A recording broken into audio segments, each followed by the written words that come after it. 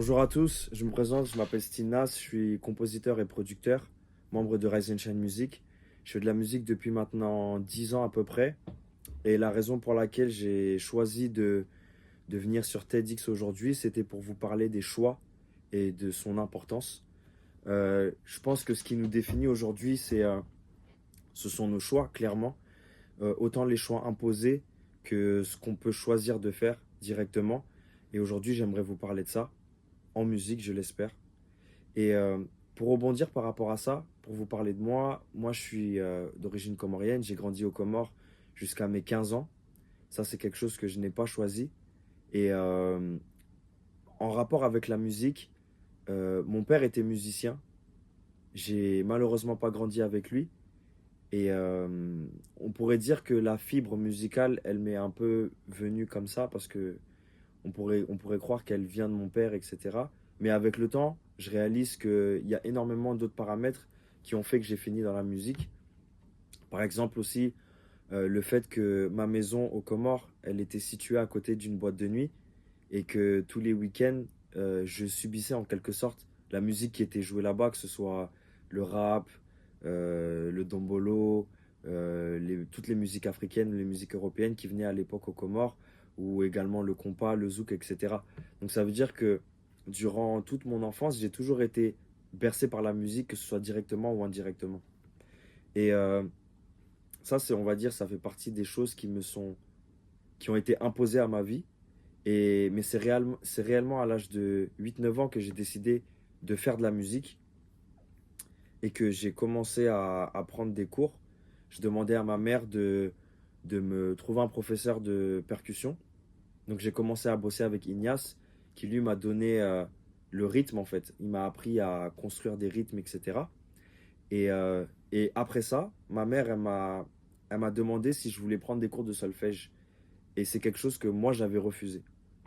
Donc pour ceux qui ne connaissent pas, le solfège, c'est tout ce qui concerne la théorie musicale. Et c'est quelque chose que je n'ai pas voulu faire à l'époque.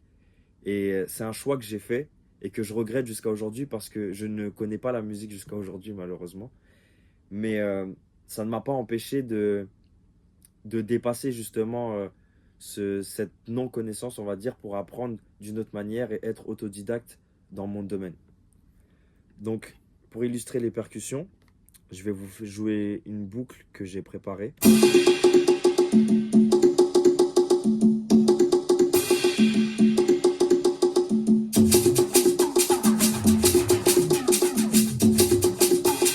Alors, qu'est-ce qu'un choix? Je pense qu'on peut définir le choix sous différents aspects. Premièrement, l'action de choisir. Ça veut dire que tu peux décider de croire ou ne pas croire en quelque chose. Tu peux décider de faire ou de ne pas faire quelque chose. Tu peux décider de dire ou de ne pas dire quelque chose. Et ça, c'est propre à toi.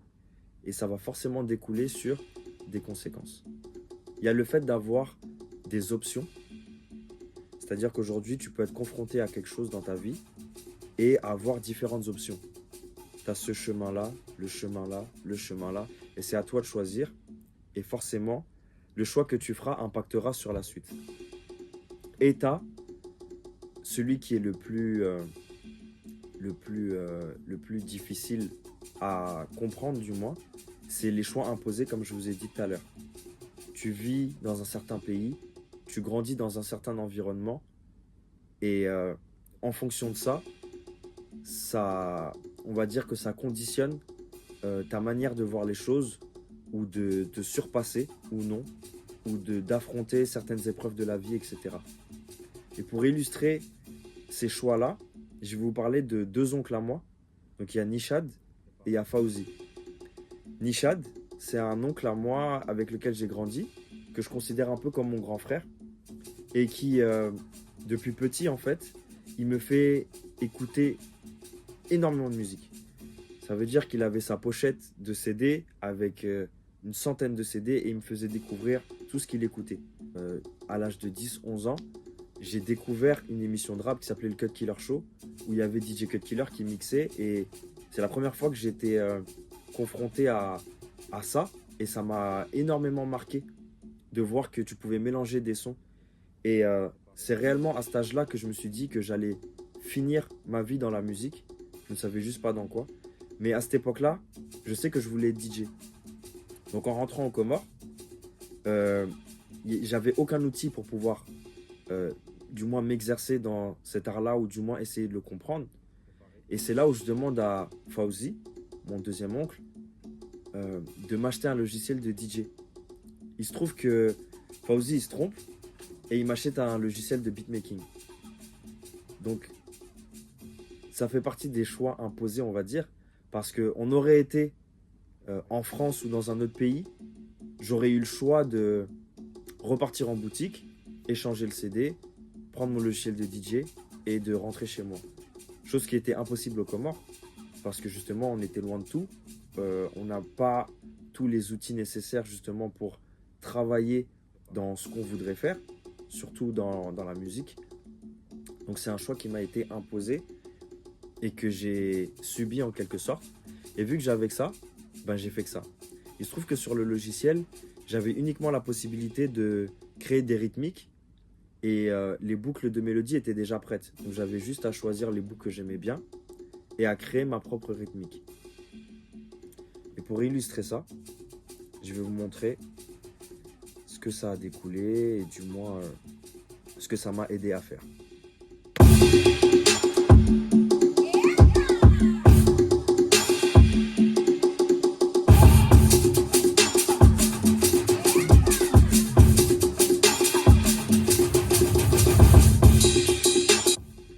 Arrivé à la fin de mon lycée, justement, arrive forcément le moment où on doit choisir sa vie.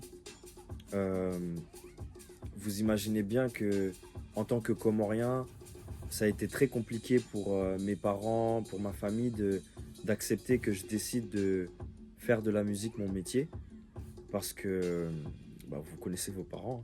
C'est quelque chose qui est très difficile à envisager pour eux.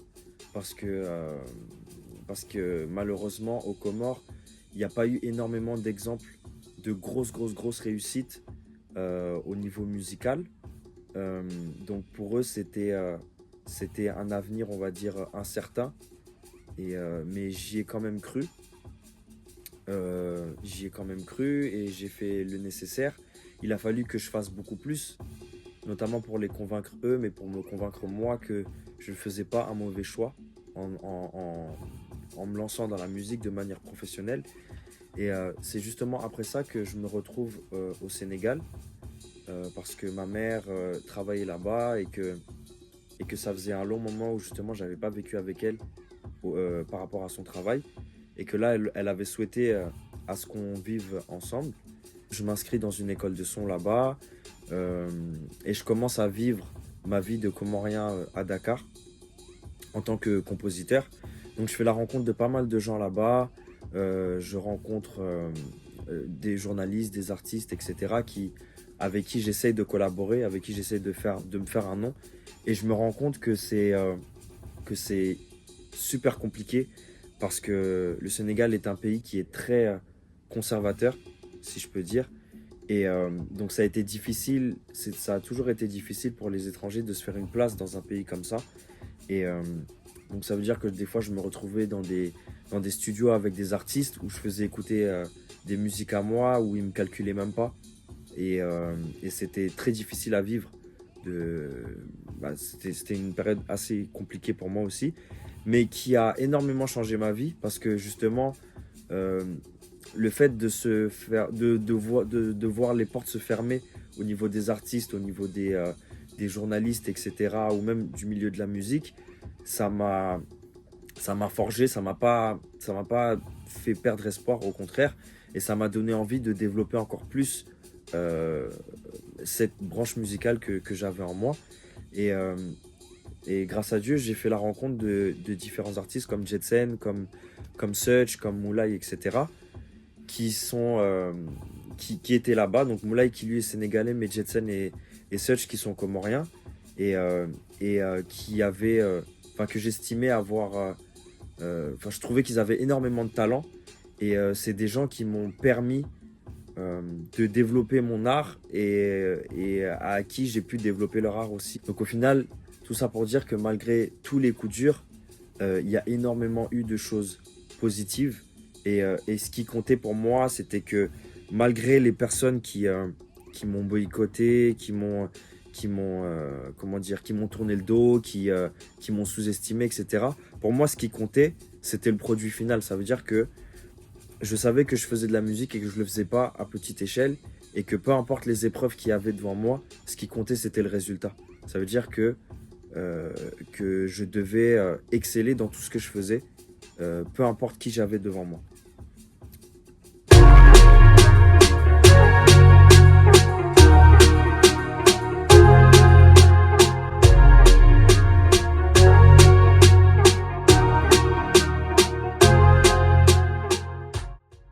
Les choix que j'ai pu faire dans ma vie, ils ont été faits en fonction du temps et de l'espace. Et avec du recul, je remarque qu'il n'y a pas eu de bon ou de mauvais choix. Il y avait juste des décisions à prendre ou à ne pas prendre. Et quand je décide de prolonger mes études et de m'inscrire dans une école sur Paris qui forme au métier de la musique, euh, c'est une école en fait qui forme justement toute la partie business de la musique. Et j'estime que justement après ces 2 années au Sénégal où j'apprends justement tout le côté technique, euh, il me manque justement la partie business de la chose. Donc de fil en aiguille, je me retrouve à produire différents artistes, notamment Joe, qui était mon premier placement à l'époque où je fais Casino en 2014. Euh, de là, en fait, euh, il y a des choses qui se présentent à moi, donc des propositions de signature. Euh, et, et, euh, et, euh, et je prends la décision de ne pas accepter parce que c'est des choses. Enfin, je me reconnaissais pas dans ce qu'on me proposait.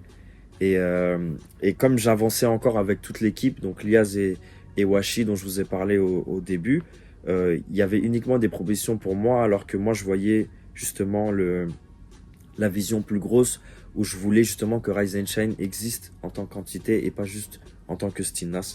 Donc je prends la décision de ne pas signer, de ne pas accepter certaines propositions de deal, etc. Et il y a une anecdote qui est super importante pour moi parce que il y a un titre justement que je fais, que je propose à, à Dinos, qui lui le kiffe de ouf. Justement, il était sur la préparation de son album, et c'était un morceau qui s'appelle Plaque diplomatique, qui est en feat avec Joke justement. Et durant la préparation de son album, il fait ce titre et il décide de le sortir, mais pas sur son album, et uniquement sur des plateformes de téléchargement gratuites. Et pour moi, à l'époque, justement, le son que j'ai fait pour lui, c'était une de mes meilleures prods. Donc j'estimais que le titre méritait de finir sur une plateforme, que ce soit Spotify, iTunes ou Deezer, et pas juste sur un truc gratuit où les gens allaient l'écouter, etc. Sans justement être mis en valeur. Et Dinos, il insiste pour qu'on sorte le morceau. Et au début, j'ai été très réticent par rapport à ça. Et il insiste tellement qu'au final, je me dis, bon, vas-y, c'est pas grave. Je me dis que j'en ferai un autre, etc. C'est une période durant laquelle, malgré tout le travail que je fais, je ne gagne pas encore ma vie avec la musique. Ça veut dire que je subis toujours la pression de ma mère et de ma famille concernant le travail que je fais. Malgré les heures de studio que je passe, euh, malgré les heures de studio que je passe, que je fais en dehors de l'école, toutes ces heures que je passe en dehors de chez moi, des nuits limite enchaînement de nuits blanches où justement je ne fais que travailler mais je ne vois pas le résultat. Je suis seul dans ma tête à me dire que je sais que ce travail-là va forcément payer et c'est pas tout le monde qui arrive à le concevoir et à le comprendre. Et, euh, et ce qui se passe, c'est que le choix que je fais de sortir le morceau de Dinos, enfin le fait que j'accepte qu'on le sorte, euh, qui me rend triste, etc.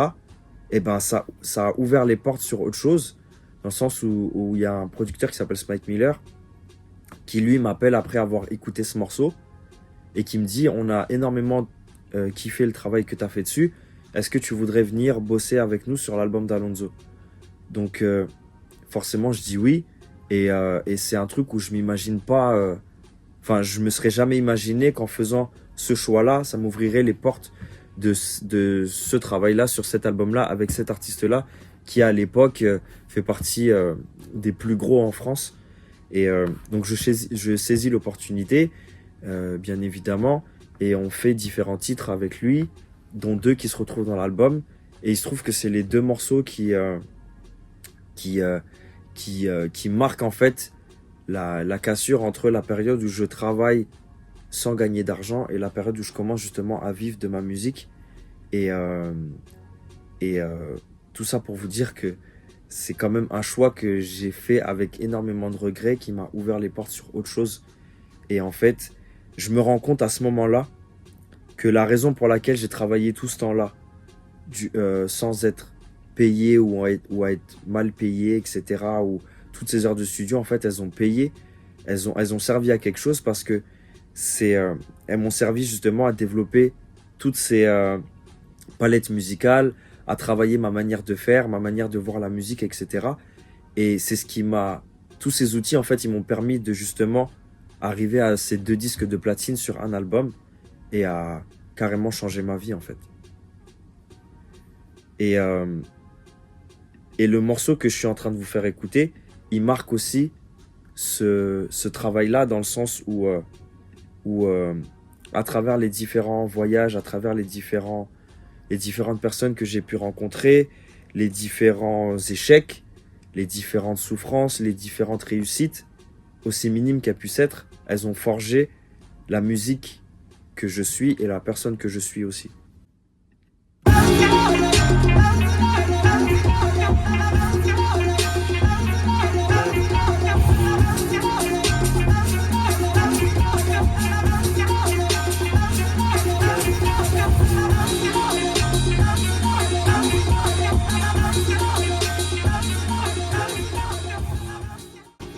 Comme je le dis souvent, la victoire aime les forts.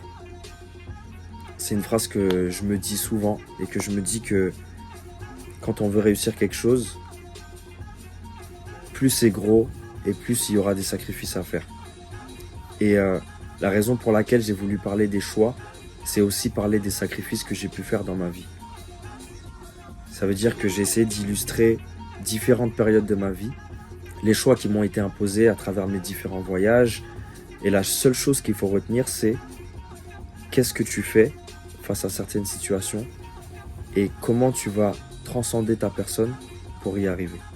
Peu importe d'où tu viens, j'aimerais juste que, à travers justement toutes les épreuves que j'ai pu traverser, que tu puisses déjà t'identifier, que tu saches que je suis passé par des choses par lesquelles tu es passé aussi. Et j'irai le plus loin possible pour marquer justement un point et de te dire que le point qui a été fixé là-bas, c'est un mec comme moi qui l'a fait, ou c'est une femme comme moi qui l'a fait, et que si lui il a pu y arriver, je peux y arriver aussi, et je pourrais même le dépasser.